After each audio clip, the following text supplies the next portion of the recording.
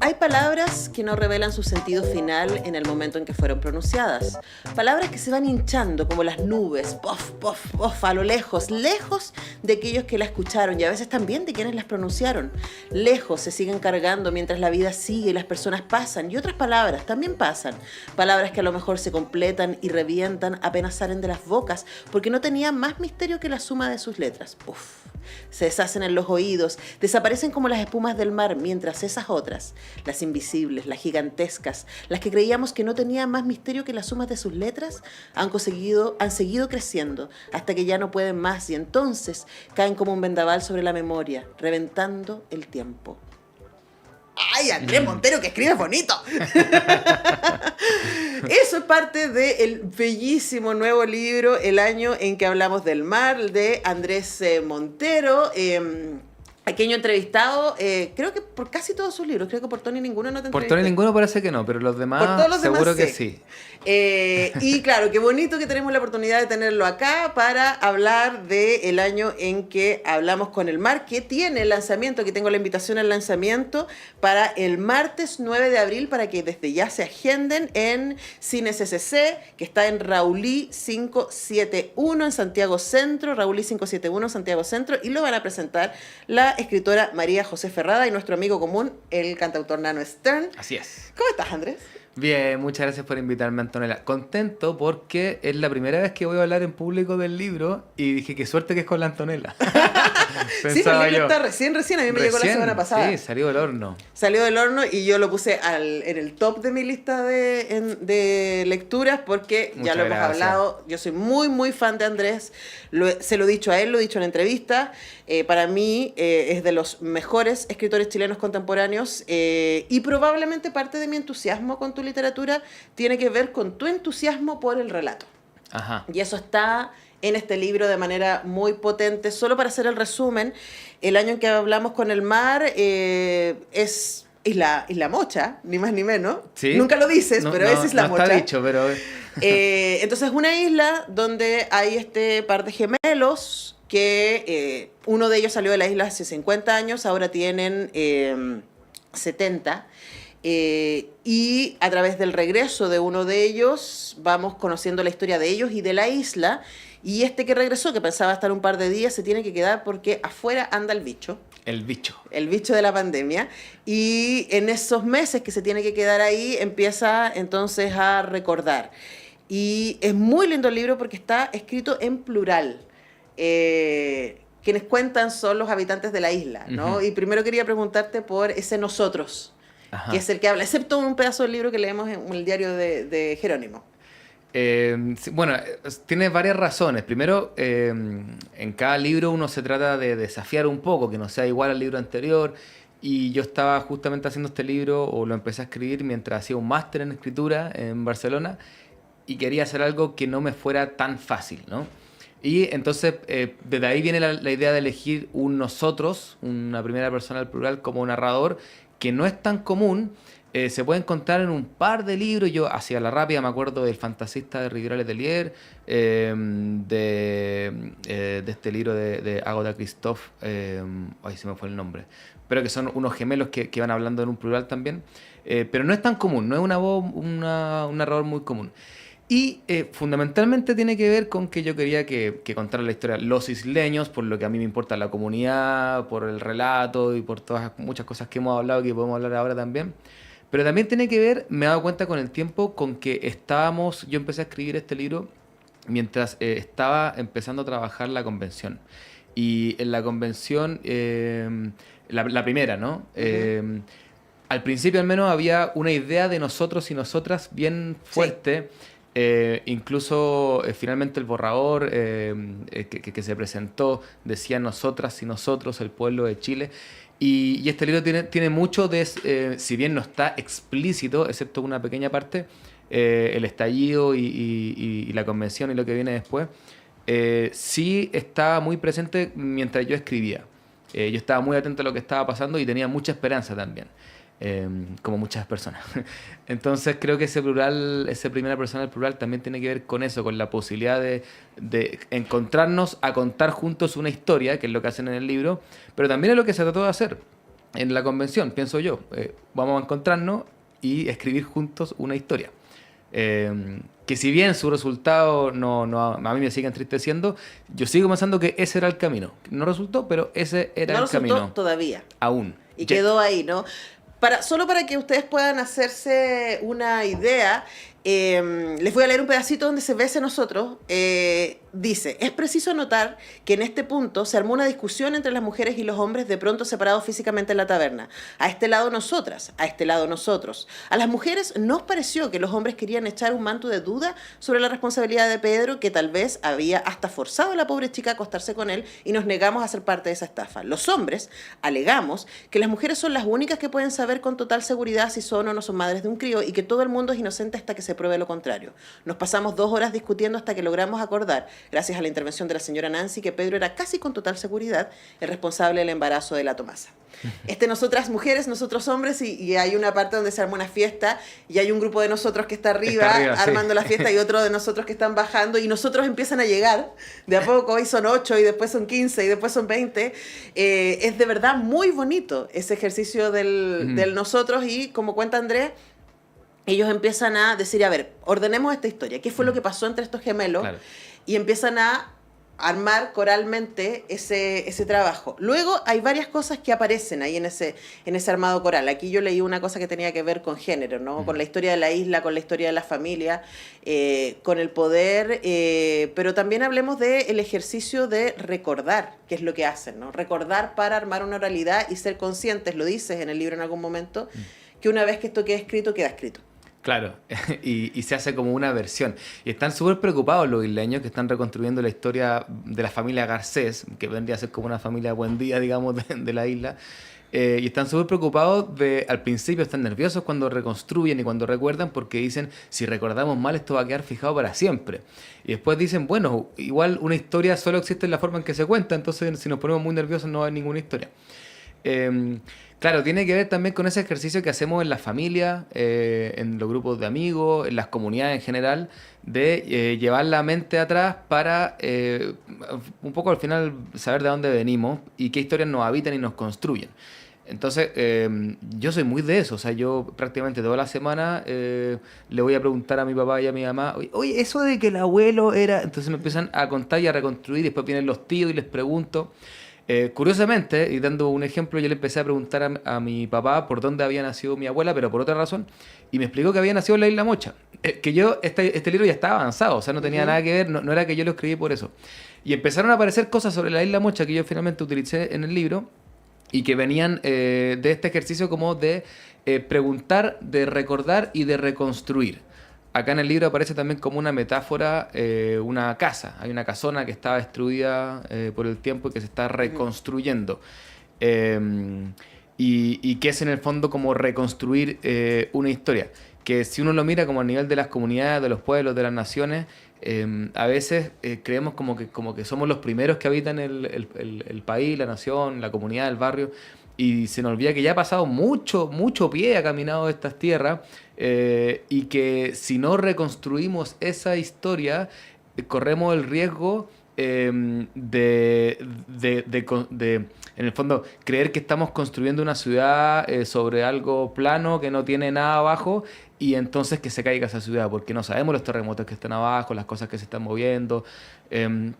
Y por eso a mí me interesa siempre como esto de recopilar historia, ir a buscarla, pero también el ejercicio como de recordar, y en los talleres como que les digo mucho a los alumnos, pregunten, recuerden, hagan el ejercicio, inventen también, porque finalmente la memoria de un hombre, como dice un amigo, la memoria de un hombre no es solamente lo que ha vivido, sino sobre todo lo que se ha inventado, claro. Dice un amigo cuentero. No, y es verdad, o sea, nosotros también, o sea, somos seres construidos de relatos, ¿no? Y lo que están tratando de hacer acá también los habitantes de esta isla, los isleños, es construirse un relato, pero también buscando... el libro es muy querendón, diríamos, ¿no? Es muy amoroso. Yo creo que esa es una de las cosas más agradables que tiene de leerlo, porque los isleños están contando esta historia para ver cómo pueden ayudar a que estos dos se encuentren. Sí, de alguna forma. Yo no sé si son tan conscientes al principio, pero estos dos mellizos, que ya son viejos, tienen una particularidad. Particularmente Julián, que es el que se quedó, que Julián les contaba historia. Y ahora llegó Jerónimo y ellos saben desde ahí que es escritor y es cronista, ya estaba en todo el mundo y también le empezó a contar historias. Por lo tanto, la comunidad resiente mucho la falta de un narrador, porque Julián, que es el ermitaño, el que se quedó en la isla, está de luto hace mucho tiempo y está con una depresión, digamos, está callado, ya no cuenta, ya no baja a la taberna, y la comunidad está echando en falta a quien les contaba la historia. Y si bien ahora llegó otras historias de afuera, de otros países que les gustan, pero no es lo mismo que sus historias locales, por lo tanto se dan cuenta de que la supervivencia de la isla, de algún modo metafórico o simbólico, pero está supeditada a que el narrador cuente.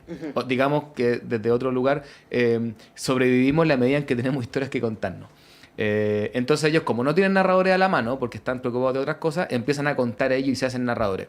Claro que en esta búsqueda lo que están haciendo finalmente es poder que los dos hermanos se reconcilien y eso traiga un poco como de paz a la isla, pero lo que está finalmente detrás de eso es que traiga encuentro, comunidad, historias. Bueno, y trae todas esas cosas, Sí. no les voy a contar cómo, pero el proceso es muy bonito, ¿no? Ahora, también me pasa, a Andrés, y les recuerdo que hablamos con Andrés Montero a propósito del año en que hablamos con el mar, que acaba de salir y que se va a lanzar el próximo martes 9 a las 19:30 horas en el Cine CCC Raulí 571.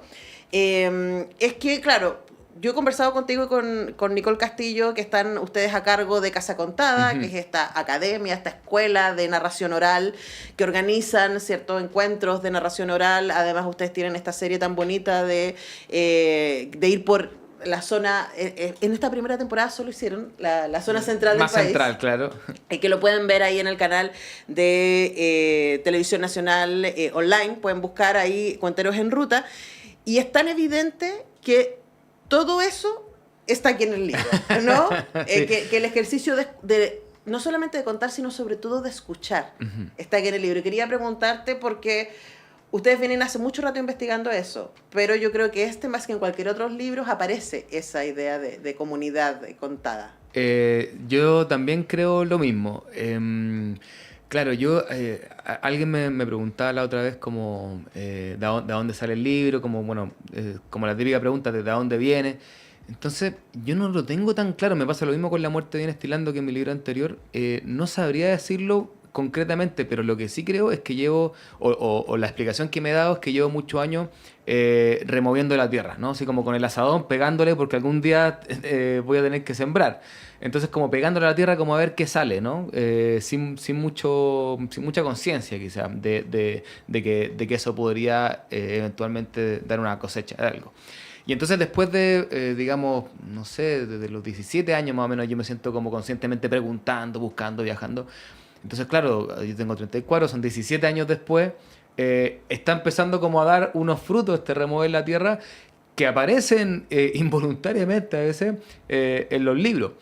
Por ejemplo, en el año en que hablamos con el mar, está muy central, muy de fondo, una historia que es el primer mito que tenemos en la tierra, que hoy día llamamos Chile, que es la historia de Trentrán y Caicay, estas dos serpientes gigantes que se enfrentaban, que es un relato oral del mundo mapuche.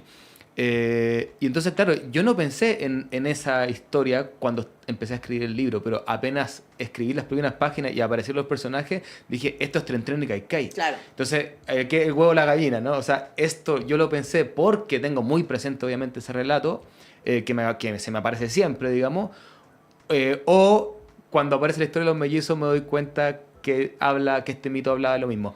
No lo sé. Lo que sí sé es que, en el fondo, estos relatos, en particular los chilenos, o los de la tierra, que hoy día llamamos Chile, digamos, me habitan, porque lo he escuchado muchas veces y porque les doy una importancia grande. Claro, ahora lo interesante es que, claro, a ti y a mí nos interesan los relatos y somos conscientes de los relatos. Lo interesante es que a quienes creen que no les interesan y que están, no sé, pues pegados en las noticias sobre inseguridad, ¿cierto? Y lo que pasó ayer y no sé qué, es como, queridas y queridas, eso también es un relato. Ajá. O sea, lo que vemos en los noticieros es un relato, ¿no? Lo que estamos escuchando acá en la radio es un relato. Estamos todo el día rodeados de relatos y probablemente lo que hace esta comunidad es reconocer que eso es lo que les define, ¿no?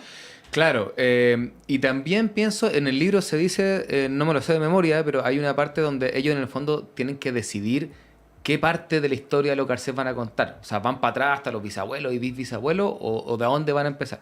Entonces reflexionan los isleños y dicen, bueno, a lo mejor de eso está hecho la vida, como de elegir qué trozos, o qué historias voy a contar y qué historias voy a escuchar, y a lo mejor eso es la vida. Bueno, pero justo qué bueno que me das ese pie, porque yo te iba a preguntar a propósito de que el libro yo lo tengo muy marcado y es muy raro que yo marque con esta cantidad de marquitas, yo les pongo así como stickers, un libro de narrativa. En general yo los libros de ensayo los marco mucho, esta idea me sirve para una clase, para esta investigación, me ayuda a pensar, y en general los libros de narrativa, los que leo para la República o para acá, los marco un par de veces, podría leerlo, ¿no? Al aire, pero aquí está lleno de marquitas que son dos cosas. Uno, qué lindo está escrito esto. Y dos, es esta idea me detona. Entonces, preguntarle también por esa misma línea editorial, porque tú tienes muchas historias dentro tuyo. Tú cuentas muchas historias. ¿Por qué contar esta? Qué buena pregunta. No sé cómo responder eso. Creo que elegí contar esa porque, si bien cada vez que uno elige una historia para contar o para escribir, se está contando a sí mismo, estoy convencido de eso, esta vez también por explorar cosas distintas que no había hecho, quise contar algo mío, así como de mío, Andrés. No necesariamente de la historia como Tahuá, que habla como de Chile, sino algo que hablara de mí, que es algo que no había hecho nunca. Y entonces, pensando en eso, apareció esta idea, que algo muy, muy íntimo, que de hecho este libro del que más me cuesta hablar, yo creo, porque me siento muy expuesto, aunque no parezca. Pero que tiene que ver con esta idea de que yo pienso que hubiera sido muy feliz siendo un ermitaño o un monje o un místico en la montaña, sin ver a nadie, dedicado a mirar la naturaleza y a escribir poemas quizás, y sin hablar con nadie. Y también me gusta mucho estar con gente, me gusta mucho la fiesta. Bueno, hay largos párrafos sobre la fiesta en este libro porque es algo que a mí me importa mucho. Hay una guía para hacer una gran fiesta. Hay una guía para hacer una fiesta, sí. Entonces, como yo siempre, cuando más chico, pensaba, pero algo está mal en mí. ¿Cómo me va a gustar tanto la gente, viajar, conocer, mirar, aprender? Y me va a gustar al mismo tiempo tanto estar solo, escuchando solamente la naturaleza. Entonces quise explorar eso. Por eso esta historia. Ahora, a partir de esa idea, van apareciendo personajes, va apareciendo un lugar, va apareciendo un contexto, que es la pandemia, y también tiene que ver con lo que yo y mucha gente hemos vivido en el último tiempo. En este caso está ambientado en la pandemia y el estallido aparece de fondo. De hecho, es por el estallido que Jerónimo, que un periodista, vuelve a Chile a investigar un poco sobre eso. Así que por eso nace esta historia en particular. Ahora, es una linda historia porque, claro, y no les voy a hacer el spoiler, pero es la pregunta que queda como haciendo eco cuando uno termina la lectura del libro. Es como, ¿viví la vida que debía haber vivido? Y es una súper bonita pregunta, y sobre las oportunidades nomás. ¿Cuándo llega el momento en que ya fue? Claro. Y porque los personajes tienen 70 años, ¿no? Pero están vigorosos, además, porque viven en una isla, son muy físicos. Entonces, incluso Jerónimo, que llega siendo un señorito elegante de Barcelona, claro, después tiene que estar ahí cortando leña, ¿no? Sí, y es un gran momento cuando logra cortar la leña. Entonces, es un libro muy entretenido. De verdad, me faltan adjetivos calificativos para recomendárselos. Créanme, va a ser un regalito al corazón, van a aprender un montón, se van a inspirar. El año en que hablamos con el mar de Andrés Montero, y si quieren ir a conseguir el libro, ir al lanzamiento, disfrutar. Yo lamentablemente tengo que hacer clases a esa hora, así que no voy a poder estar.